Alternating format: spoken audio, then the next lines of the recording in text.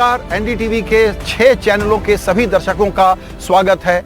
आप देख रहे हैं बैटल ग्राउंड एट एनडीटीवी और हम हैं इस वक्त बनारस में। चुनाव के 4 दौर समाप्त हो चुके हैं, 3 दौर बचा हुआ है और ये जरूरी है कि जो कंफ्यूजन फैल गया है, क्योंकि इस चुनाव के बारे में एक तो प्रेडिक्टेबिलिटी है कि रिजल्ट क्या होगा, लेकिन किसको कितनी सीटें, ये एक बहस का मुद्दा बन गया है। बड़ा ज़रूरी है कि इस पर थोड़ी क्लैरिटी हम लेने की कोशिश करें। तो यहाँ आज जो हम चर्चा कर रहे हैं उसमें हमने नेताओं को नहीं बुलाया है, हमने सिर्फ देश के 3 जाने माने डेटा साइंटिस्ट कहिए या सेफोलॉजिस्ट कहिए, उनको बुलाया है। आपका परिचय पहले उनसे कराते हैं। Yashwant Deshmukh, founder C voter. Sandeep Shastri ji हमारे CSDS लोक नीति से जुड़े हुए हैं और इस वक्त हमारे इन हाउस एक्सपर्ट हैं। और अमिताभ तिवारी हमारे तीसरे इन हाउस एक्सपर्ट।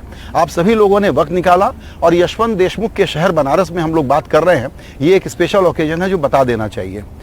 देखिए, India is a free country. आप लोगों को जो बोलना हो बोलिएगा, लेकिन एक कंडीशन में लगा देता हूँ कि इफ़ एंड बट नहीं चलेगा और कैटेगरिकल प्रिडिक्शन देना पड़ेगा। ये नहीं कहना है कि सब बताने के बाद कि अब ऊँटों पर हम बड़ी जिम्मेदारी डाल देते हैं चुनाव में हर वक्त कि ऊँट जो है किस करवट बैठेगा ये ऊँट बताना आपका काम है, ऊँट पर हम काम लाद देते हैं, तो ये ठीक नहीं है। करेक्ट? ये बात बिल्कुल, मैं आपकी बात से सहमत हूँ कि ऊँट जो है वो बेचारे हम लोग की इतनी सारी जिम्मेदारियां तमाम मीडिया की इतने चुनाव से उठाते रहे हैं कि लग रहा है ऐसे वो किसी भी क्षण बगावत कर सकते हैं कि भाई बहुत हो गया। मुझ पर क्यों लोड डाल रहे हो? मुझ पर क्यों लोड डाल लो, कुछ तो खुद भी काम कर लिया करो। इसलिए मैं आपकी बात से पूरी तरह सहमत हूँ। बिल्कुल। एक स्नैपशॉट लेते हैं अभी तक चुनाव के जो दौर हुए हैं उसको देखने के बाद, इसको कहते हैं ना फ्लेवर या फील क्या है यशवंत? मुझे ऐसा लगता है कि जो हमारे प्री पोल ट्रैकर्स आए थे तमाम, हम लोग जहां पे हमने इस कवायद को इलेक्शन कमीशन का एम्बार्गो लगने पे छोड़ा था, उसके बाद संजय जी ऐसा लगता है कि केवल पहले चरण के मतदान में जो कमी आई उसके कारण ऐसे अफरा तफरी सी मच गई, वो आउट ऑफ सिलेबस सा हो गया, ऐसा महसूस हुआ। और उसी के कारण मुझे लगता है कि सारे सकपकाहट, सारे जितने तरीके के ओवर रिएक्शन, अंडर रिएक्शन तमाम दिखाई दिए। तो हम लोग काफ़ी ज़्यादा ड्राइंग बोर्ड पे वापस जाके बैठे और मुझे लगा कि ये टर्नआउट का फैक्टर ये दरअसल महत्वपूर्ण है, नापना बहुत ज़रूरी है, लेकिन एनालाइज करना अच्छी बात है, ओवर एनालाइज तो नहीं किया जाना चाहिए। मुझे लगता है कि हम लोग शायद टर्नआउट के मुद्दे के ऊपर ओवर एनालिसिस का शिकार हो गए हैं। इसलिए इसको उतना ही महत्व देना चाहिए जितनी इसकी गरज है, जरूरत है, उतने ही चश्मे से उतना ही देखना चाहिए। 2004 की कवायद 2024 में तो नहीं होगी। अगर आप इसका जवाब जानना चाहते हैं तो जितना टर्नआउट हुआ है उसको देखते हुए मैं कह सकता हूं कि नहीं, ये 2004 नहीं है। 2004 में जितने शहरी इलाके थे मेट्रोपॉलिटन, वहां पे 18% का टर्नआउट ड्रॉप था। उसके मुकाबले ये वो नहीं है। हमने सब कुछ देख लिया करके, शहरी और ग्रामीण, कोई टर्नआउट का अलग वेरिएशन नहीं है। तीसरे चौथे तक आते हुए वेरिएशन बहुत मामूली सा हो गया है। 1% मुश्किल से रह गया है चौथे चरण में तो आकर के, तो मुझे नहीं लगता कि उसके उतने ज्यादा आयाम निकालने चाहिए। संदीप जी, आपने कह दिया कि इंश्योरेंस पॉलिसी नहीं ले सकते हैं तो नहीं लेंगे। एक बात, हमारे सब कंपैरिजंस जो हो रहा है वो 2019 के चुनाव से हो रहा है। 2019 एक विशेष चुनाव था, उसे हमें मानना पड़ेगा, आउटलायर था। उसके पहले के चुनाव आप देखेंगे तो और इस चुनाव को देखेंगे, मतदान में उतना फर्क दिखता नहीं है। 2019 से शायद कम होगा कई क्षेत्रों में, लेकिन ओवरऑल सेंस आप 2019 को थोड़ा पीछे रख के दूसरे चुनाव देखेंगे तो उतना फर्क मुझे तो लगता नहीं है कि उतना फर्क था।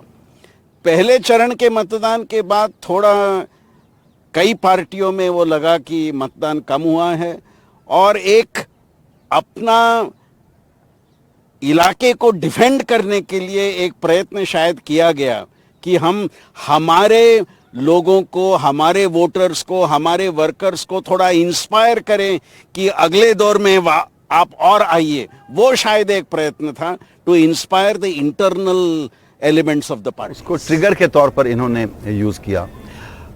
अमिताभ, आपकी क्या राय है? अभी तक जो चुनाव के सारे दौर हुए हैं उसके बाद अब एक नई थीम जो आ रही है, बीजेपी जिस थीम को सामने रख रही है वो ये है कि हम लोग इस बात पर ज़्यादा चर्चा नहीं कर रहे कि ईस्ट इंडिया में और साउथ में इस बार बीजेपी को सिग्निफिकेंट गेन होने जा रहा है। जी, तो जैसा यशवंत जी ने भी कहा कि फेज़ 1 के टर्नआउट के बाद भाजपा एकमात्र पार्टी थी जिसने एक लोअर टर्नआउट के ऊपर मीटिंग करी और उसको पब्लिक भी कर दी। किसी और पार्टी ने करी होगी मीटिंग लेकिन उसको पब्लिक नहीं करी शायद, तो थोड़ा उससे कहीं ना कहीं एक नर्वसनेस सॉर्ट ऑफ लोगों को दिखने लगा। अब ये था कि फेज 1 जो है, phase 1 is the only phase जहां एनडीए इंडिया से पीछे थी, और अगर 370-400 के आंकड़े को हासिल करना था तो फेज 1 में बीजेपी को गेन्स करने पड़ते थे जो तमिलनाडु वगैरह राज्यों में थे।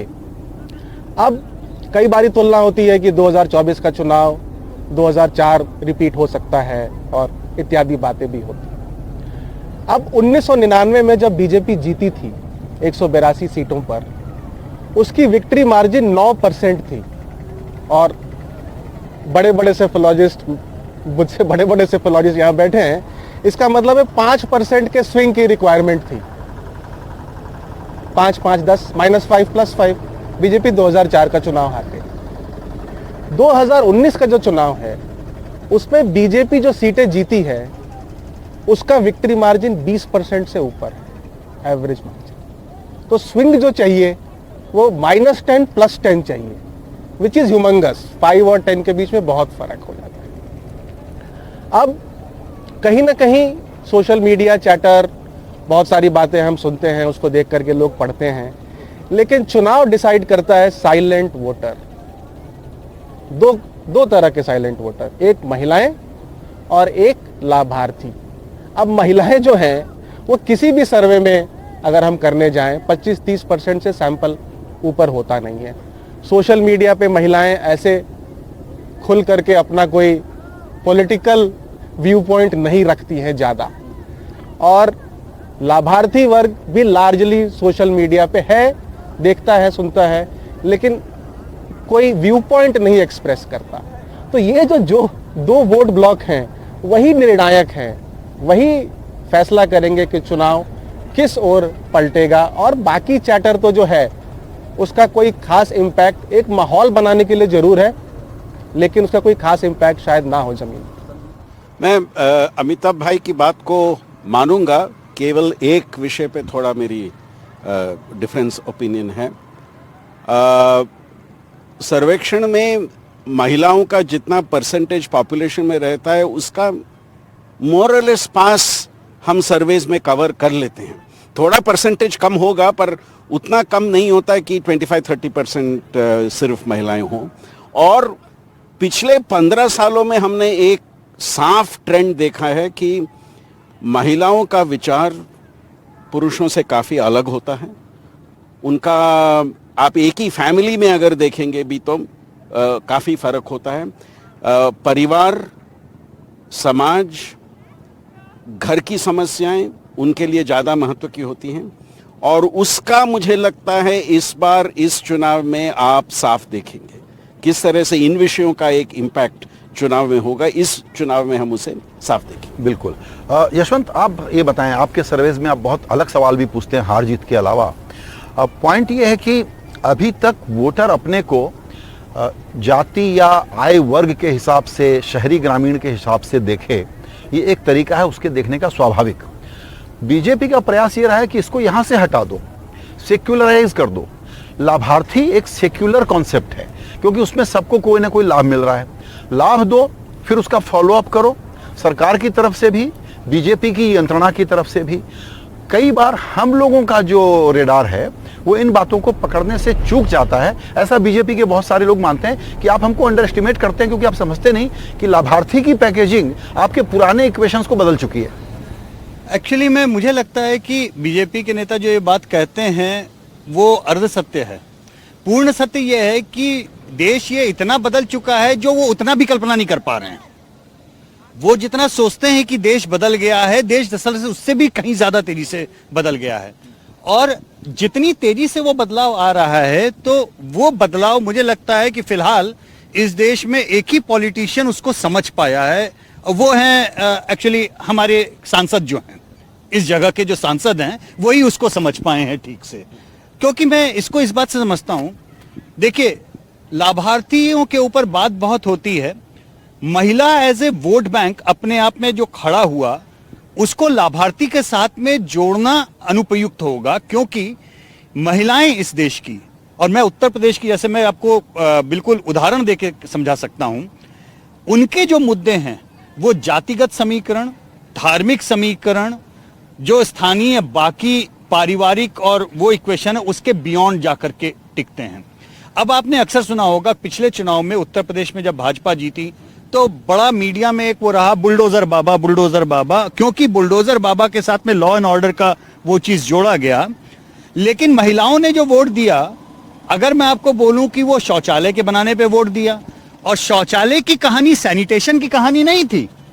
इस प्रदेश में शौचालय की कहानी दरअसल लॉ एंड ऑर्डर से जुड़ी थी, क्योंकि हमारे यहाँ देहातों में जब महिलाएं या तो मुंह अंधेरे शौच के लिए जाती हैं या रात को अंधेरे में शौच के लिए जाती थी, तो अनरिपोर्टेड 90% से ज्यादा सेक्सुअल क्राइम, संजय भाई, उसी समय हुआ करते थे। तो घर में शौचालय का बनना दरअसल ये लॉ एंड ऑर्डर का इश्यू था, जिसको अपने यहाँ पे लार्जर ओवल नैरेटिव में बुलडोजर बाबा और वो केवल हिंदू मुस्लिम एंगल और उसके तरीके से नाप दिया गया। ठीक है, तो मुझे लगता है कि अच्छा, एक चीज आपको याद होगी, 2014 में जिस समय सरकार बनने के बाद में प्रधानमंत्री नरेंद्र मोदी का पहला जो बड़ा एक कार्यक्रम हुआ था जिसको टेलीवाइज किया गया, वो बच्चों के साथ में था। मैं उस समय एक चीज ऑब्जर्व कर रहा था कि ये बंदा बिना कुछ सोचे सहज ही केवल ऐसे कुछ नहीं करता, उसके पीछे कोई ना कोई एक सोच जरूर होती है। जो बच्चे 8वीं 9वीं 10वीं 11वीं 12वीं के बच्चे होते हैं संजय भाई, वो 5 साल में वोटिंग पॉपुलेशन में आते हैं, और हर साल इस मुल्क में तकरीबन 7-8% नई पॉपुलेशन वो ऐड होती है, और करीब 3-4% पॉपुलेशन फेज आउट होती है। कहने का मतलब यह है, नया वोटर प्रैक्टिकली स्पीकिंग हर इलेक्ट्रेट का करीब 10% होता है।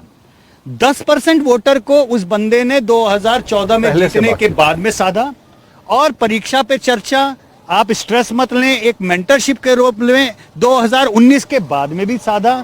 आज की तारीख में आप एक ऐसे 20% वोट बैंक पे बैठे हुए हैं जिसके लिए हमारे शहर के सांसद की छवि एक मेंटोर की है। ये एक बहुत बड़ा अंक है। आपने बहुत इंटरेस्टिंग बात कही, और इसको थोड़ा सा और मैं चाहूंगा कि आप लोग भी एग्जामिन करें। वो ये है कि मोदी फैक्टर, उनका एक प्रीमियम, उनका बनारस को चुनना। 2009 तक के चुनाव में औसत 28% के आसपास बीजेपी का वोट हुआ करता था, और अब पूरे प्रदेश में 50% तक बढ़ गया। अकेले इनकी बात करें बनारस कंस्टिट्यूएंसी में, वो उससे भी ज्यादा है। इन्होंने जातीय समीकरण के लिए भी बनारस को एक प्रयोग की तरह से इस्तेमाल किया, हिंदुत्व की बड़ी आइडियोलॉजी के अलावा। और ये जो दूसरे तरीके होते हैं, ए पॉलिटिकल कम्युनिकेशन जिसको हम कह सकते हैं, उसके जरिए लोगों से बात करना, जिसकी लॉन्ग टर्म स्ट्रेटजी जो आप बच्चों का बता रहे हैं, ये उसके कारण है। मोदी का बनारस चुनना और किस मायने में अहम है? देखिए, मोदी का बनारस चुनना ये एक बहुत अहम हिस्सा इसलिए भी है क्योंकि बनारस की एक सांस्कृतिक धरोहर, हिंदुत्व के साथ में उसका एक जुड़ाव, और तीसरा, सन 89 के बाद से केवल एक चुनाव को आप छोड़ दें तो इस शहर का एक तरह से भाजपा के साथ में जुड़ाव। यहां पे बड़े बड़े विचित्र किस्म के एमएलए हुए हैं संजय भाई। आपको मैं ये शहर दक्षिणी लगता है यहाँ पे आगे, यहाँ पे हमारे एक एमएलए हुआ करते थे श्यामदेव राय चौधरी दादा, उनका रिकॉर्ड है 9 बार लगातार जीते। उदल साहब का रिकॉर्ड उन्होंने तोड़ा। उनसे ज्यादा फक्कड़ कोई पूरी दुनिया में एमएलए नहीं था।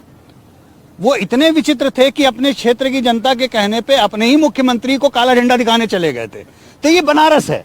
तो ये बनारस का जो भाजपा के साथ में लगाव था, उसका एक इम्पैक्ट पूरब का। और एक बात आप ध्यान रखिए, जब हम पूरब की बात करते हैं तो लोग अक्सर बिहार चले जाते हैं। नहीं, पूरब दरअसल खत्म शुरू वहां से होता है जहां अवध खत्म होता है।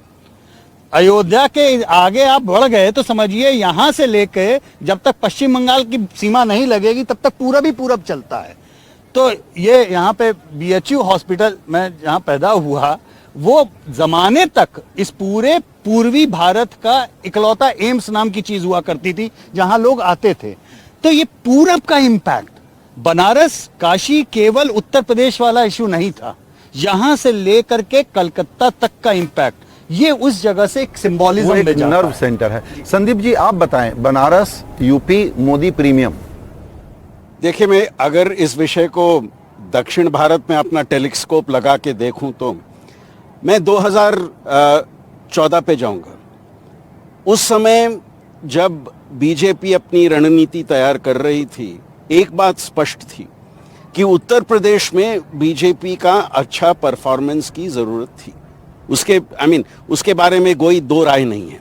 बीजेपी को इस राज्य में अच्छा करना था और अच्छा अगर उसने किया तो ये मेजॉरिटी का मार्ग जो है वो पहुंच सकता था। ये कारण एक।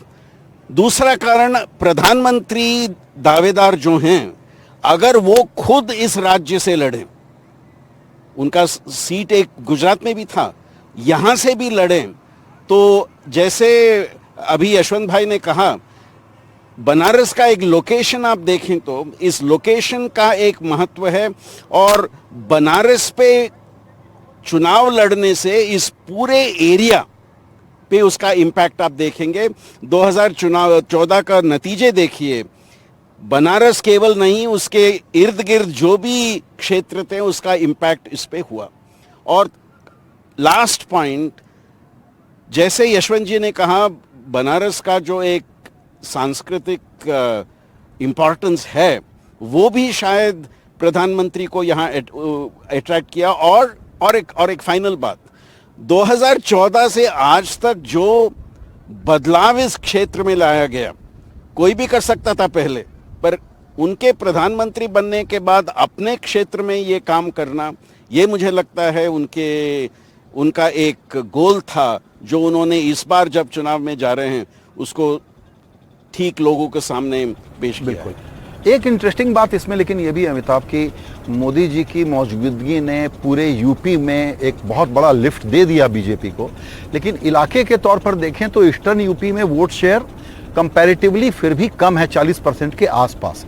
तो ईस्टर्न यूपी उस तरीके से बीजेपी के लिए वो रिजल्ट नहीं दे रहा है अभी भी, जो कि दूसरे इलाकों ने, सेंट्रल ने, यूपी ने दिया है। इसको कैसे रिकंसाइल करें?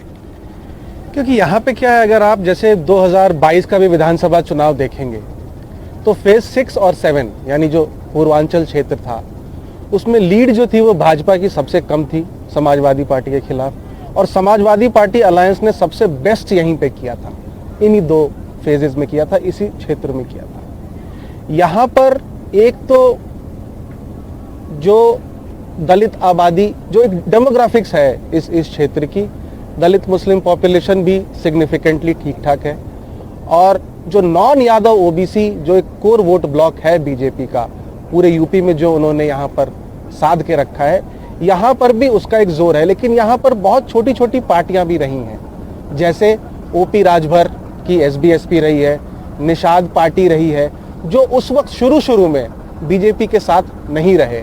2022 के चुनाव में भी ओपी राजभर बीजेपी के साथ नहीं थे, जिसका खामियाजा या जो रिजल्ट्स में हमें देखने को मिला, अब वो एनडीए के साथ हैं।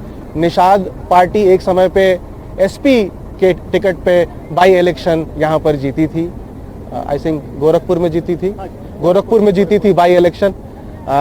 तो क्योंकि थोड़ी डेमोग्राफिक्स प्लस जो एक जातिगत समीकरण जो है वो एग्जैक्टली ठीक से नहीं बैठ पाई थी अभी तक, जो बीजेपी को उम्मीद है कि शायद इन 2 पार्टियों के आने से इस बार बैठ जाएगी।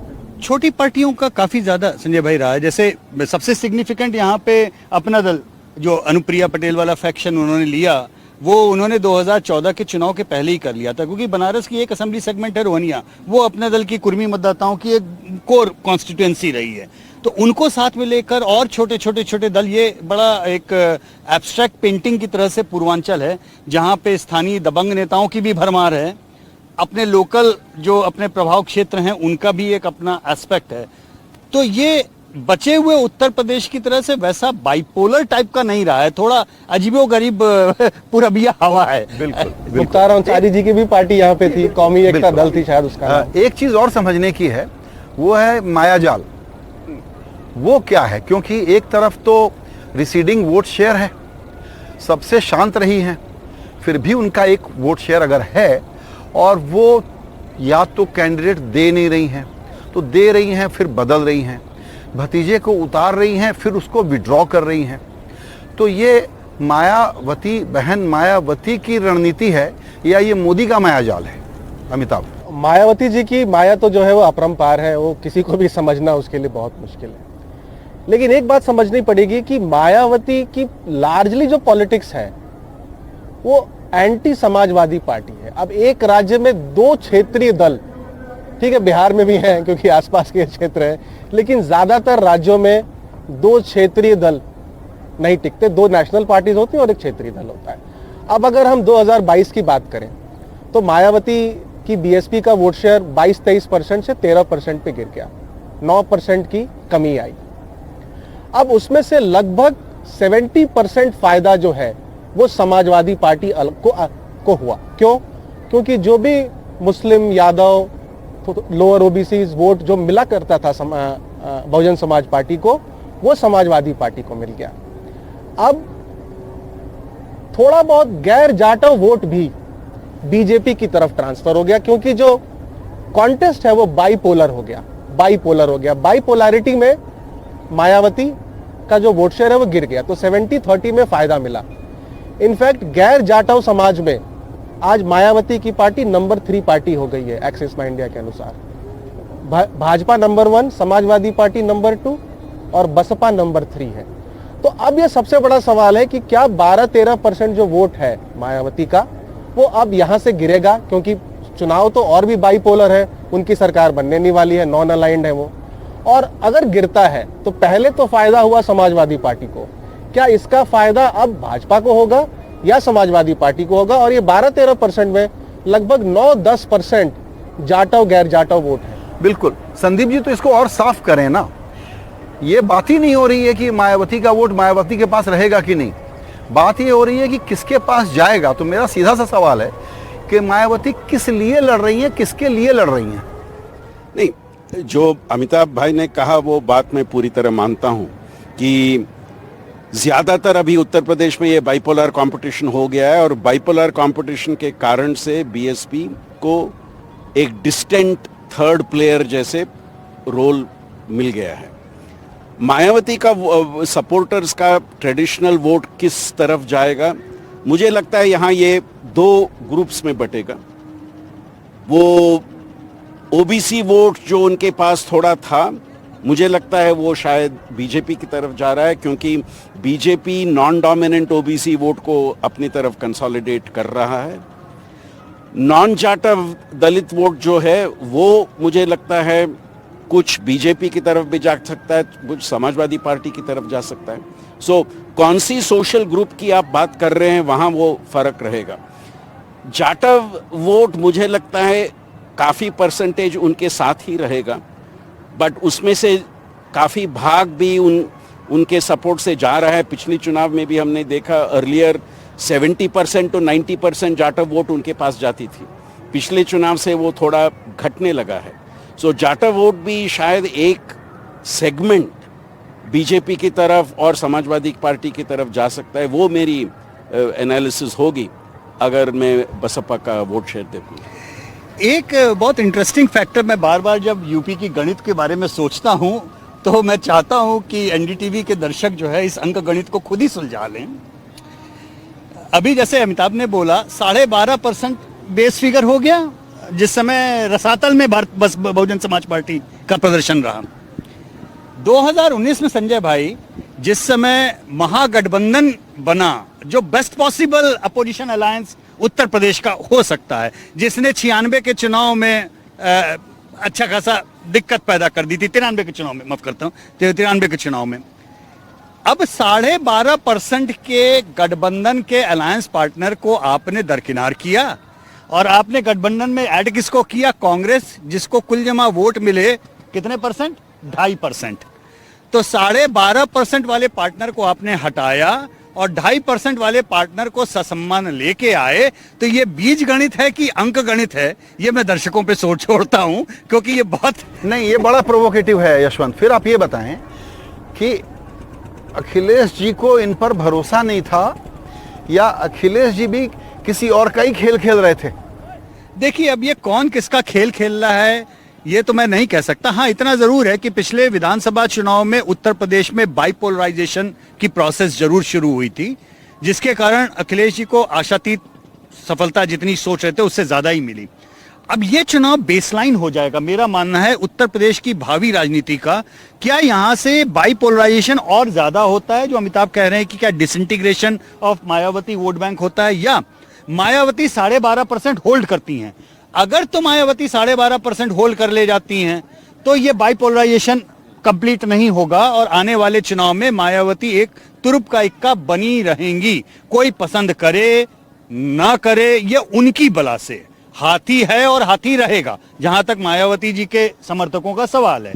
लेकिन खुदा न खास्ता अगर तो वो डिसइंटीग्रेशन 12.5 से 6% जो उनका कोर जाटा मतदाता है उस तक आ जाता है, तब मुझे लगता है कि कहीं ना कहीं एक एग्जिस्टेंशियल क्राइसिस बीएसपी के लिए फिर हम लोगों को देखनी पड़ सकती है। जी बिल्कुल, अभी एक ब्रेक लेते हैं। ब्रेक के बाद चर्चा करेंगे कि और कौन से फैक्टर हैं जो कि यूपी के आउटकम को डिफाइन करेंगे और उसके अलावा पूरे देश का नक्शा क्या बनने जा रहा है। बिल्कुल कैटेगरिकल प्रिडिक्शन हम मांगेंगे हमारे सेफोलॉजिस्ट मेहमानों से।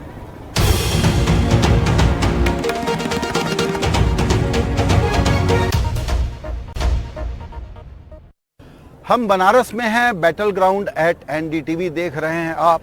बनारस के बारे में कुछ फैक्टॉइड हम बताना चाहते हैं आपसे। वो ये कि ये भारत का रिटेल कैपिटल है। किसी 1 किलोमीटर में जितनी किराना दुकानें, छोटी दुकानें बनारस में हैं, भारत में किसी दूसरे शहर में नहीं है। यहाँ का पर कैपिटा इनकम भारत के औसत से सिर्फ 4 गुना ज़्यादा है, $8,000। बहुत बड़ा नंबर है ये। और 68 लाख लोग आते थे यहाँ पर घूमने के लिए, पर्यटन के लिए। जो आज से 5-6 साल पहले का नंबर बता रहा हूँ, आज का नंबर है वो करीबन 6 करोड़ लोग। सबसे ज़्यादा लोग भारत में किसी एक शहर में जाते हैं। दुनिया का भी शायद ये बड़ा रिकॉर्ड होगा कि बनारस में टूरिज्म कितना बढ़ा है। इस पर और रोशनी डालेंगे और शेयर बाजार में लोग जो सोच रहे हैं उसका भी जवाब देने की कोशिश करेंगे। लेकिन पहले पॉलिटिकली गेम प्लान में 1-2 चीज़ें और समझना ज़रूरी है। संदीप जी, सपा और कांग्रेस का जो अलायंस है, इंडी अलायंस, बड़े जोर से लड़ रहा है लोग कहते हैं, लेकिन 2 सीटों पर कांग्रेस और 8 सीटों पर अखिलेश। ये 8-10 सीटों पर जोर से लड़ रहे हैं लोग। बाकी नहीं, आपकी बात को मैं पूरी तरह मानता हूं कि ये 10 सीटों में एक स्टिफ कंपटीशन आप देखेंगे। और मुझे लगता है, मैं 2 पॉइंट कहूंगा यहाँ पे। एक, पूरे देश में जहां जहां बीजेपी की राज्य सरकार है, ये एक राज्य है जहां ये डबल इंजन की बात लागू होती है। दूसरे सभी राज्यों में एक इंजन सामने, दूसरे बस उसके पीछे जाता रहता है। बट ये एक राज्य है जहां एक्चुअल डबल इंजन की सरकार शायद हो, और इसका एक इम्पैक्ट इस चुनाव में आप शायद देखेंगे। दूसरी बात, मुझे ये भी लगता है कि पूरे देश में, एटलीस्ट उत्तर भारत में, जो राम मंदिर का कंस्ट्रक्शन का इम्पैक्ट हुआ होगा, इस राज्य में सबसे ज्यादा हुआ होगा। तो ये 2 फैक्टर्स मैं कहूंगा जो बीजेपी और एनडीए के फेवर में हैं इस राज्य में। और इन 10 सीटों पे तो लड़ाई हो रही है, पर जो आज बीजेपी के 62 सीट्स हैं और उनके एलआई के 2 सीट हैं, उनका एक कंट्रोल जो पार्टी का है वो शायद बना रहेगा। लगता है कि ओवरऑल भी जो उनके सीट्स थे उसके 2 ज्यादा 2 कम उसी रेंज में शायद रहेगा, ये मेरा मानना। बिल्कुल। सो अमिताभ, टेक्निकली हम कहेंगे कि ये बाइपोलर चुनाव है, लेकिन जिस प्रकार की रणनीति है बीजेपी के कैंडिडेट सिलेक्शन, उसमें जातियों का ध्यान, मुस्लिम फैक्टर, और बीएसपी का ज़्यादातर मुसलमान कैंडिडेट्स को टिकट देना, अगर इन सब चीज़ों को वोट काटने या जोड़ने के तौर पर समझने की कोशिश करें तो आपका गणित क्या कहता है? जी, तो बीजेपी ने सबसे ज्यादा पूरे देश में सिटिंग एमपीज कहीं रिपीट किए हैं तो वो उत्तर प्रदेश है। यहाँ पर बहुत ज्यादा टिकटें काटी नहीं गई। दूसरी बात, जो बीजेपी का जो फॉर्मूला है, which is general category plus non Yadav OBCs, उसको ज्यादा टिकटें भाजपा ने दी है। इस बार बसपा कहीं ना कहीं कोशिश कर रही है ये दिखाने की या जताने की कि वो दोनों पार्टी को डैमेज कर रही है। तो 21 माइनॉरिटी कैंडिडेट्स उसने खड़े किए हैं और लगभग इतने ही जनरल कैटेगरी या राजपूत ब्राह्मण कैंडिडेट उन्होंने दिए हैं। जहां से यादव परिवार लड़ रहा है 5 सीटों पर, उन्होंने 4 सीटों पर मुस्लिम कैंडिडेट दिए हैं। तो क्लियरली वो इस बार किसी न किसी पार्टी का गेम, दोनों ही पार्टियों का गेम बिगाड़ने के लिए लड़ रही हैं। क्योंकि अगर जैसा सर ने कहा डिसइंटीग्रेशन हो जाता है अगर बीएसपी वोट का, तो 2027 के चुनाव में अस्तित्व को बचाना और बहुत मुश्किल हो जाएगा बसपा के लिए। वहीं पर समाजवादी पार्टी ने भी इस बार, क्योंकि जो संदीप जी कह रहे हैं हिंदुत्व फैक्टर जो है या जो राम मंदिर कंस्ट्रक्शन जो है उसका सबसे बड़ा इंपैक्ट उत्तर प्रदेश में है। अगर यहां नहीं होगा तो बाकी राज्यों में क्या होगा, यह भी एक सवाल उठ सकता है। करेक्ट। और भाजपा के लिए एक तरह से यह बात भी फेवर में जाती है कि पिछली बार भाजपा की सीटें यहां पे कम हो गई, तो जो पोटेंशियल गेन है आज भाजपा अलायंस 64 पे है, 16 सीट्स का पोटेंशियल गेन हो सकता है जो किसी भी प्रदेश में शायद भाजपा को ना मिले, जो 16 सीट्स का gain in terms of absolute numbers. तो समाजवादी पार्टी ने इस चीज को समझते हुए इस बार यादव कैंडिडेट सिर्फ अपने फैमिली मेंबर्स में ही दिए 5, पिछली बार 11-12 थे। मुस्लिम कैंडिडेट में उन्होंने सिर्फ 7 उतारे हैं और ओबीसी कैंडिडेट्स उन्होंने इस बार भाजपा से भी ज्यादा उतारे हैं। उनकी जो नजर है, फोकस है, वो कुर्मी समाज पर है। 16% टिकट उन्होंने कुर्मी पटेल, जो अनुप्रिया पटेल की पार्टी, उसको दिए हैं। एक समय पे बेनी प्रसाद वर्मा बहुत बड़े लीडर हुआ करते थे समाजवादी पार्टी के, और 10% टिकट कुशवाहा सैनी समाज। तो 26% टिकटें जो हैं वो नॉन यादव ओबीसी समाज को दिया है, ताकि भाजपा को इस वोट बैंक में सेंध मारी जा सके। क्योंकि इसके बिना क्योंकि लीड इतनी बड़ी है, 25% पर समाजवादी पार्टी कांग्रेस पार्टी खड़ी है 2019 के बेस पे, और 51-52% पर भाजपा खड़ी है अपने अलायंस पार्टनर्स को लेकर के। तो ये थोड़ा समीकरण बिठाया है, लेकिन जितना फोकस कास्ट पे करते हैं हम लोग, शायद अब कास्ट पॉलिटिक्स से कहीं आगे पॉलिटिक्स बढ़ गई है। जी बिल्कुल। और अगर वो है तो सारे पैरामीटर पर बीजेपी ने अपने वोट बढ़ा करके दिखाए हैं, भले दलित हो, आदिवासी हो, बैकवर्ड हो, अदर बैकवर्ड हो, सभी जगह तक कि मुस्लिम वोटर्स में भी। देखिए ये बात एक सर्वविदित सत्य है। मुझे याद है 2012 में जब हम गुजरात के विधानसभा चुनाव का एग्जिट पोल कर रहे थे, और मैंने ये बात बोली कि ऑलमोस्ट हर चौथे मुस्लिम ने गुजरात में भाजपा को वोट दिया है। तो उस समय योगेंद्र जी ने मुझे याद है बोला कि नहीं, ये कोई बहुत बड़ी बात नहीं है।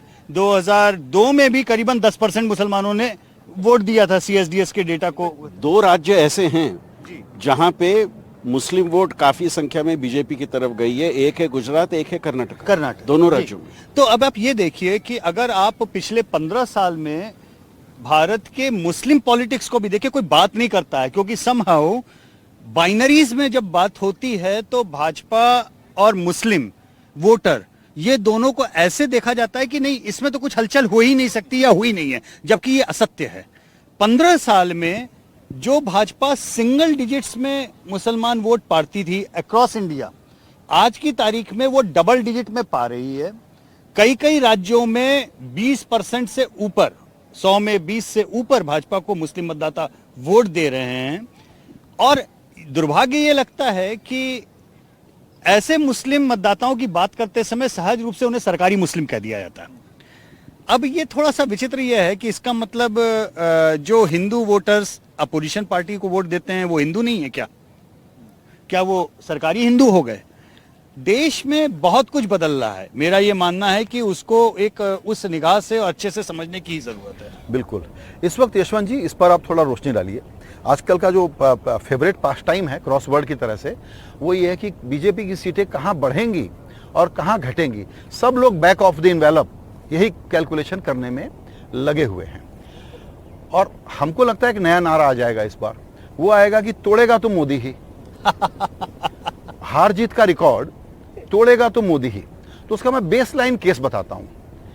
बीजेपी अपनी जीत का रिकॉर्ड तोड़ने के लिए क्या करना है, उसको चाहिए 304, और कांग्रेस को कंट्रोल में रखना या नीचे दबाए रखना, उसमें बीजेपी का गेम प्लान क्या है कि 44 के नीचे रख लो। 2014 वाला आंकड़ा, 19 वाला भी नहीं।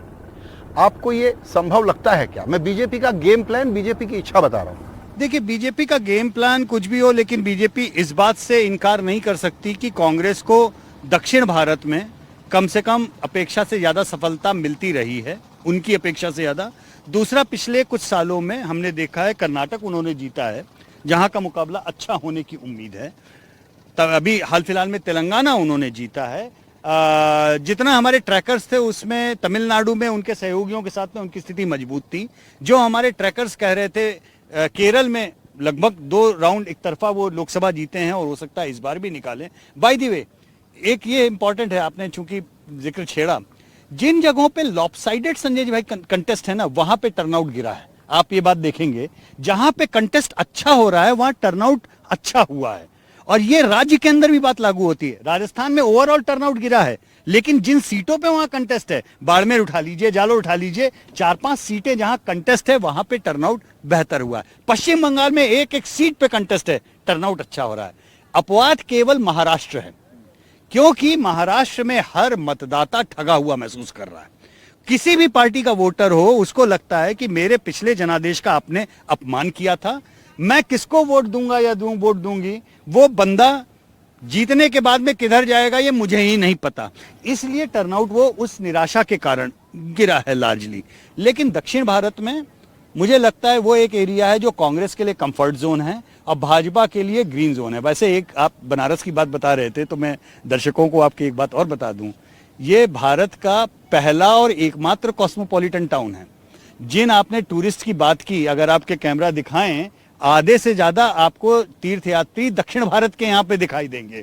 और ये जितने घाटों के पीछे आपको मोहल्ले दिख रहे हैं संजय भाई, मसलन कहने के लिए लोग मुझे मराठी समझते हैं क्योंकि मेरा सरनेम देशमुख है, मैं बड़ा फर्जी किस्म का मराठी हूं। मेरी मातृभाषा विशुद्ध भोजपुरी है, क्योंकि हम कब कितने साल पहले कितनी पीढ़ी पहले बनारस आई ये हमको भी नहीं पता।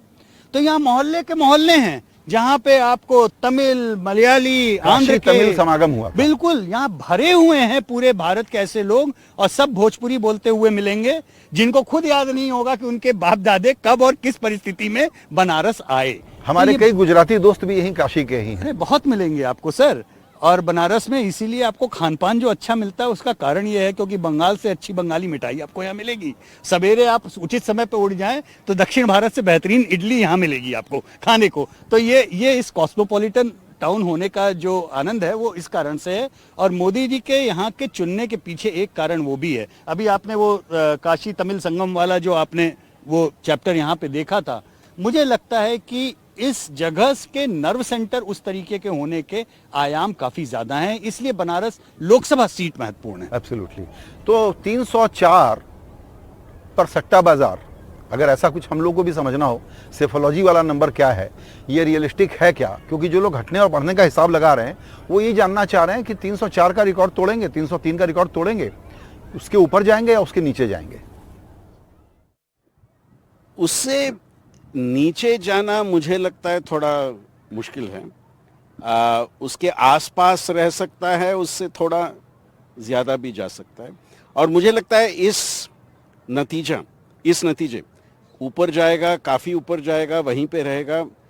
3-4 विषयों पे निर्भर करता है। एक, जैसे यशवंत जी ने कहा, दक्षिण भारत में मुझे लगता है जो 29 सीट्स लास्ट टाइम मिले थे वो थोड़ा ज़्यादा होंगे। थोड़ा मैं क्यों कह रहा हूँ, कर्नाटका में थोड़ा समस्या है बीजेपी को, वो थोड़ा कॉम्पनसेट शायद तेलंगाना में करेगा, आंध्रा में करेगा और तमिलनाडु में करेगा। तो कॉम्पनसेट में कह रहा हूँ, जो कर्नाटका में घाटा शायद होगा उसको मेकअप करके और थोड़े ज़्यादा आ सकते हैं। ये काफ़ी डिपेंड करेगा वेस्ट बंगाल में क्या होगा, आज के नंबर्स के पास है या आज के नंबर से ज़्यादा है, ये वेस्ट बंगाल पे काफ़ी डिपेंड होगा और वहाँ कांटे की टक्कर दिखाई दे रही है। और जैसे यशवंत भाई ने कहा, महाराष्ट्र का बहुत ही बड़ा रोल है। महाराष्ट्र में 2 पार्टियों को छोड़ के, कांग्रेस और बीजेपी को छोड़ के, किसी और पार्टी के बारे में अनुमान करना बहुत ही मुश्किल है, क्योंकि कोई इतिहास ही नहीं है चुनाव में इन पार्टियों का। आपने ठीक है, एक पैरेलल नहीं है, लेकिन चूंकि अब 6 प्लेयर हैं, पार्टी का नाम और पार्टी का निशान, इसको लेकर बड़ा कंफ्यूजन रह सकता है लोगों में। आपको लगता है कि जब इस प्रकार की तोड़फोड़ होती है तो 1-2% वोट का हेरा फेरी चुनाव चिन्ह की वजह से भी हो जाता है और उसका भी नुकसान हो सकता है? संजय जी, हो सकता है, बट मुझे लगता है इस देश का मतदार आज समझ गया है कि फर्क क्या है और कौन क्या है। ब्रांड रिकॉल प्रॉब्लम नहीं। मुझे तो लगता नहीं है इससे कोई बहुत ही बड़ा इम्पैक्ट हो सकता है। और ग्राउंड रिपोर्ट्स तो ये साफ कह रहे हैं कि इस चुनाव में कौन सा गुट सच का शिवसेना है और कौन सा सच का एनसीपी है, वो फैसला होगा, जिसका इम्पैक्ट आने वाले असेंबली इलेक्शंस पे आप साफ देखेंगे। बिल्कुल 6 महीने तो के भीतर महाराष्ट्र एक तरफ, वेस्ट बंगाल दूसरी तरफ और दक्षिण में कर्नाटका, इन 3 राज्यों में किस तरह के नतीजे आएंगे, उससे मुझे लगता है जहां पे हैं या उससे ज्यादा वो फैसला होगा। और इसके साथ में जोड़ूंगा बिहार और यूपी। मुझे लगता है इस चुनाव में 5 राज्य, उत्तर प्रदेश, बिहार, महाराष्ट्र, वेस्ट बंगाल और कर्नाटका, इन 5 राज्यों में जिस तरह से नतीजा जाएगा वो फैसला करेगा कि कांग्रेस की नंबर्स कहां रहेगी और एनडीए की नंबर्स कहां रहेगी। बिल्कुल। हम लोग कई जगह बैटल ग्राउंड जो हम लोग लेके गए वो इलाके भी हमने यही चुने, मुंबई, बेंगलोर, चेन्नई, कोलकाता और अब बनारस, क्योंकि नेशनल बैटल ग्राउंड को समझना है, सिर्फ बनारस को नहीं या यूपी को नहीं। अमिताभ, ये जो बात चल रही है कि बंगाल में शायद कुछ सीटें बढ़ जाए बीजेपी की, उड़ीसा में कुछ सीटें बढ़ जाए, और जैसा संदीप जी ने कहा कि कर्नाटक का लॉस बाकी साउथ इंडियन राज्यों से शायद एक दूसरे को नलीफाई कर दें, बराबर हो जाएं, तो जानना यही है कि 304 के ऊपर या 304 के नीचे। देखिए, अगर 2014 का भी नतीजा, 19 का नतीजा देखेंगे तो 282 सीटें भाजपा जीती थी, जब 2000 उसमें से 26 सीटें भाजपा हार गई, विच इज रफली 10%। 10% सीटें, जो ये 1-2 सीट की हम बात कर रहे हैं ना, जो बहुत सारे लोग बात कर रहे हैं, 1-2 सीट गुजरात, 1 मध्य प्रदेश, तो 10% loss of the base is very natural, normal. अब है कि गेन्स कहां से आएंगे, तो गेन्स के लिए 3 राज्य हैं। उत्तर प्रदेश से ज्यादा गेन कहीं नहीं आ सकता, क्योंकि सबसे ज्यादा पोटेंशियल यहां है, एपी सेंटर है राम मंदिर मूवमेंट का। वेस्ट बंगाल, जैसा यशवंत जी ने हमेशा कहा है, मदर ऑफ ऑल बैटल्स है, वहां पर 5% के स्विंग पे भाजपा 30% तक 30 सीटों तक पहुंच सकती है। और उड़ीसा, जहां पर अगर स्प्लिट वोटिंग हो जाती है तो भले ही नवीन पटनायक विधानसभा में तो अपना वर्चस्व बना के रख सकते हैं, बीजेपी वहां पर फिर से 8 से सीधा 15-16 तक भी पहुंच सकती है अगर स्प्लिट हो जाए तो। तभी वो कैंपेन कर रहे हैं, विधानसभा में शंख, लोकसभा में शंख, तभी उनका कैंपेन आया। तो ये बातें हैं। अब ये जो पूरी स्टोरी है लार्जली है कि जो भाजपा की जो स्ट्रैटेजी है वो प्रभु राम स्ट्रैटेजी ही है एक्चुअली, जिसको आप रीगेन, अटेन, मेंटेन बोल सकते हैं। रीगेन यानी जो 26 सीटें हारी है 2019 वाली, 14 से 19 में, उसको वापस लाना। अटेन यानी जहां कहां गेन कर सकते हैं, वेस्ट बंगाल, उड़ीसा और यूपी। और मेंटेन की है ये 303 में 10% से ऊपर अगर लॉस हो जाए तो फिर दिक्कत हो सकती है। लेकिन सवाल यही उठता है कि पूरा चुनाव 200 सीटों पे टिका हुआ है, भाजपा बनाम कांग्रेस, 175 भाजपा, 15 कांग्रेस पार्टी। इस पे एक फर्क राय भी है, वो ये है कि दरअसल ये चुनाव कांग्रेस और भाजपा के बीच तो प्रेडिक्टेबल है कि क्या होने वाला है, जहां अनप्रेडिक्टेबिलिटी है वो रीजनल पार्टियों के साथ ज्यादा है। ये स्टेटमेंट सही है क्या यशवंत? नहीं, ये स्टेटमेंट पूरी तरह सही है आपका, क्योंकि रीजनल पार्टीज ने 14 और 19 में अपनी ओर से पूरी ताकत झोंकी। दरअसल रीजनल पार्टीज ने ही मेन अपोजिशन की तरह इस मुल्क में लड़ाई लड़ी, ये भी बात सही है। आप राज्यों के विधानसभा चुनाव में देखो तो रीजनल पार्टी, रीजनल प्लेयर्स जो हैं, चाहे स्टालिन हो, चाहे ममता बनर्जी हो, चाहे अरविंद केजरीवाल हो, चाहे बीजू पटनायक ही क्यों ना हो, भाई रीजनल पार्टी है ना, उन्होंने भाजपा के खिलाफ दमखम के साथ में चुनाव लड़ा। भाजपा इस मुल्क में पिछले 10 सालों में आधे से ज्यादा चुनाव हारी है, ऑन रिकॉर्ड। ये जो बड़ा नैरेटिव है ना, लोकतंत्र खतरे में है, ये लोकतंत्र तब खतरे में नहीं होता है जब भाजपा हारती है आधे से ज्यादा चुनाव। तो समहाउ ये जो स्थिति है वो रीजनल नेताओं के कारण ही है। अब सवाल ये है, जो वो 100, 200, 243 की सिंपल गणित जो हम अमिताभ अक्सर बात करते हैं, 100 सीट जहां भाजपा नदारद है तो नदारद है, वोट शेयर बढ़ा लें, इक्का दुक्का आ जाए, लग जाए कुछ ठक्केबाजी में तो लग जाए। 200 सीट जो भाजपा वर्सेस कांग्रेस है, और 243 जहां भाजपा वर्सेस रीजनल है। अब मानिए वहां रीजनल वाले को रीजनल पे छोड़ दीजिए, रीजनल के कारण ना तो भाजपा की सरकार बनी ना भाजपा की सरकार बिगड़ी। 2014 में भी 19 में भी सरकार तो भाजपा की अगर बनी, प्रधानमंत्री नरेंद्र मोदी बने, उसके पीछे 200 सीटें ही मुख्य रूप से थीं। उन 200 सीटों का गणित इतना आवश्यक है समझना, क्योंकि 2004 की बेसलाइन संजय भाई थी 1999 के चुनाव, जब अटल जी प्राइम मिनिस्टर बने थे। अटल जी जब प्राइम मिनिस्टर बने, उस चुनाव में भी भाजपा के वोट थे 24% और कांग्रेस के थे 28%। यानी हारे हुए चुनाव में भी कांग्रेस भाजपा से 4% वोट ज्यादा लाई थी। आज के चुनाव का बेसलाइन है 1999, जब भाजपा थी 37 और कांग्रेस थी 19, यानी 18% का सरप्लस। -4 से 18 सरप्लस, यानी 22% का एक तरह से इलेक्टोरल स्विंग इस मुल्क ने 20 साल में देखा है।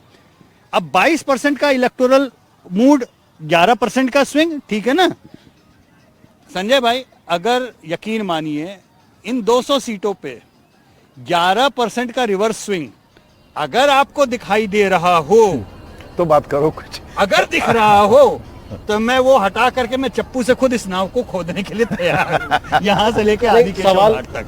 संदीप कुछ कहना चाहते मैं इसके 2 ही पॉइंट में ऐड करूंगा। आप देश में कांग्रेस को देखिए, 3 राज्य, पंजाब, कर्नाटका और तेलंगाना, जो वो अपने आप लड़ रही है। दूसरे जहां भी राज्यों में आप कांग्रेस का प्रेजेंस देखेंगे, वो अलायंस में देखेंगे और वो जूनियर अलायंस पार्टनर हैं। ज्यादातर राज्यों में देखिए जहां उनकी एक चांस है, मैं राजस्थान मध्य प्रदेश की बात नहीं कर रहा, जहां डायरेक्ट कॉन्टेस्ट है और जहां पे बीजेपी थोड़ा एडवांटेज में है। कांग्रेस का एडवांटेज कहां हो सकता है? केवल इन 3-4 राज्यों में, और उन राज्यों में जहां उनका अलायंस पार्टनर है और वो जूनियर पार्टनर है उस अलायंस में। और ये देखिए कांग्रेस की एक इस इलेक्शन में उनकी एक situation. On the other hand देखिए एनडीए में, देखिए बीजेपी का शेयर एनडीए के कंटेस्ट में पिछली बार से ज्यादा हुआ है। उनका स्लोगन ही देखिए, वो नॉन बीजेपी एनडीए को सिर्फ 30 सीटें बता रही हैं, 370 और 400।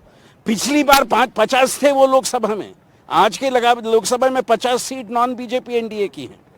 सो ये एक फर्क आप देखिए दोनों अलायंसेस में। बिल्कुल। हाँ, एसेंशियली सर जो कह रहे थे बात वो यही है कि भाई कांग्रेस पार्टी भाजपा को किस राज्य में हरा रही है पूरे भारत में? एक भी राज्य है क्या? इसी पे सारा चुनाव टिका हुआ है। एक सीट, 2 सीट, 3 सीट इधर उधर, कर्नाटक प्रोबेबली इज 1 स्टेट, इस पे सारा चुनाव टिका हुआ। और क्षेत्रीय दलों की आप बात कर रहे थे, 185 सीटें थी जहां पिछली बार कॉन्टेस्ट हुआ था, 127 पे भाजपा जीती थी और 58 पे क्षेत्रीय दल, 7% का वहां गैप था, जबकि कांग्रेस के खिलाफ 20% का गैप था बीजेपी। बिल्कुल। तो जो बातचीत का एक निष्कर्ष निकला, जिसको कहें यूएस इलेक्शन की भाषा में स्विंग स्टेट्स, तो कंसेंसस 3 राज्यों पे है, यूपी, बंगाल, उड़ीसा। चुनाव कौन सा रिकॉर्ड तोड़ेगा और कितना प्रबल बहुमत देगा, वो ये यहाँ 3 जगह तय होना है। डायरेक्शनली तो कोई डिबेट नहीं है आप तीनों के बीच में? नहीं, डायरेक्शनली कोई डिबेट नहीं है हम तीनों के बीच में। स्विंग लेकिन हम लोग जिनको बोलते हैं वो हम लोग कांटे के मुकाबले के हिसाब से स्विंग बोलते हैं। वो हमारे कांटे के मुकाबले वाले राज्य, जैसा संदीप जी ने कहा, मुख्य रूप से 3 मैं मानता हूं। आपका एक बिहार, एक बंगाल, एक महाराष्ट्र, उसमें आप कर्नाटक को ऐड बोलिए, 4, ये कांटे के मुकाबले के राज्य हैं। तो फिर ये पूछना ठीक होगा क्या कि बिहार और महाराष्ट्र का एक कॉमन फैक्टर ये है कि बीजेपी तो ठीक है, कमजोरी शायद एलाइज की है? जी, बिहार और महाराष्ट्र का एक कॉमन फैक्टर यह है कि अलायंस पार्टनर के नंबर कम हो सकते हैं। बीजेपी अपने नंबर भले ही स्टैटिक रखे या बढ़ाने की कोशिश करे। और दूसरा जो कॉमन फैक्टर है वो मतदाता हैं जो बिहार से जाएंगे और महाराष्ट्र में भी वोट देंगे, और या फिर वापस अपने गांव में भी वोट देने के लिए इस समय ट्रेन में भर भर के जाएंगे। अमिताभ, आप तो बहुत लोगों से बात करते रहते हैं, पॉलिटिकली इनकरेक्ट सवाल है और हमको उस पर डिस्कस भी नहीं करना चाहिए, लेकिन सिर्फ हम अंडरलाइन करना चाहते हैं कि लोग इस वक्त एग्जिट पोल तो हर फेज के बाद कर ही रहे हैं ना, और वो हमको बताना नहीं है एग्जिट पोल में आ क्या रहा है, लेकिन खाली बताना है कि एग्जिट पोल कर रहे हैं। तो सर बताएंगे, मैं कैसे बताऊं? वो तो गलत व्यक्ति से मैं खाली आपका परिचय दे रहा हूं कि आप एग्जिट पोल करते हैं। प्रश्न वहीं पे था पर आपको पूछा गया। और इस दोनों को बैलेंस करने के लिए संदीप जी पर छोड़ देते हैं, क्योंकि वो पोस्ट पोल ओपिनियन पोल करते हैं। हमने 1996 को छोड़ के हमने कभी एग्जिट पोल नहीं किया, हमने हमेशा पोस्ट पोल किया। और इलेक्शन कमीशन ने हमें बहुत ही एडवांटेजियस सिचुएशन में रखा कि हर राज्य में ज़्यादातर हमें समय मिलता है ये पोस्ट पोल करने के लिए। बट उसे भी मैं संजय जी पहले तारीख के पहले कुछ कह नहीं सकूंगा, क्योंकि पोस्ट पोल हो रहा है और हमें 1 जून पे उसका रिजल्ट्स हम शायद अनाउंस कर पाएंगे। बिल्कुल, जाहिर है कि ये एक हम लोगों ने हल्के फुल्के तौर पर गंभीर एनालिसिस आपके सामने लाने की कोशिश की 3 बड़े विशेषज्ञों के साथ। और आपने नोटिस किया होगा कि ये चर्चा वो नहीं थी कि ऊंट किस करवट बैठेगा। बहुत ज़्यादा क्लैरिटी हमको इनसे मिली है कि रिजल्ट का डायरेक्शन क्या होने जा रहा है, रिजल्ट की स्ट्रेंथ और इंटेंसिटी क्या होने जा रही है, और उसके पीछे फैक्टर कौन से हैं। हमको लगता है कि इससे ज़्यादा प्रिसाइज प्रिडिक्शन करना खतरे से खाली नहीं है, क्योंकि हम लोगों को तो जिसको कहते हैं ना स्टिकिंग आवर नेक आउट, एक प्रिडिक्शन करने और गलत साबित होने की आदत पड़ी हुई है। तो उससे बचते हुए हम यही कह सकते हैं कि बैटल ग्राउंड एट एनडीटीवी में हम लोगों ने लगातार जो बहसें की हैं उसमें कोशिश ये है कि अपने दर्शकों को बहुत क्लीन, सिंपल, एक्सेसिबल एनालिसिस अपने विशेषज्ञों के जरिए दे सकें। आपने इस चर्चा में हमारे लिए वक्त निकाला, आप सबों का बहुत बहुत धन्यवाद। नमस्कार।